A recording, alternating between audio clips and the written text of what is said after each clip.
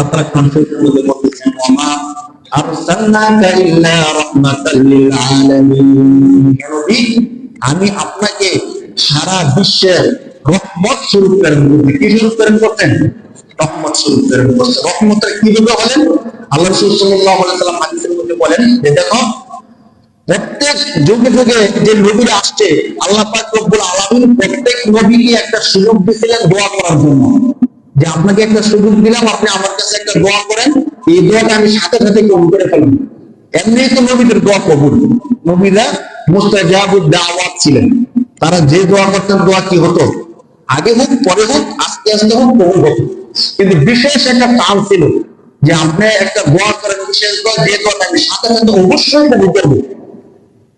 তো আল্লাহ রাসূল সাল্লাল্লাহু আলাইহি ওয়াসাল্লাম বলেন সমস্ত নবীরা দুনিয়ার মধ্যে আসছে, তাদের যে বিশেষ সুযোগটা ছিল এই সুযোগটা কাজে লাগায় দোয়া করেন প্রত্যেকে। কিন্তু আমি মুহাম্মদুর রাসূলুল্লাহ একমাত্র আমার বিশেষ যে দোয়াটা, এই দোয়াটা আমি করি নাই। সুবহানাল্লাহ। তাহলে দোয়াটা কি? এই দোয়াটা আমি বাকি রাখছি হাসরের ময়দানে আমার গুনাহগার উম্মতের জন্য আমি এই দোয়াটা রেখে দিচ্ছি। সুবহানাল্লাহ। দুনিয়ার মধ্যে আমাদেরকে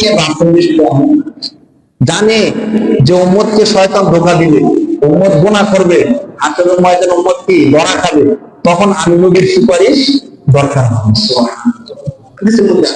রাসূল বলেন যে একমাত্র আমি আমার দোয়াটা রেখে দিছি শাফাআতুল উম্মতি, আমার উম্মতের শাফাআতের সুপারিশের জন্য। এই জন্য আমাদের নবী আমাদের কাছে এত গুরুত্বপূর্ণ।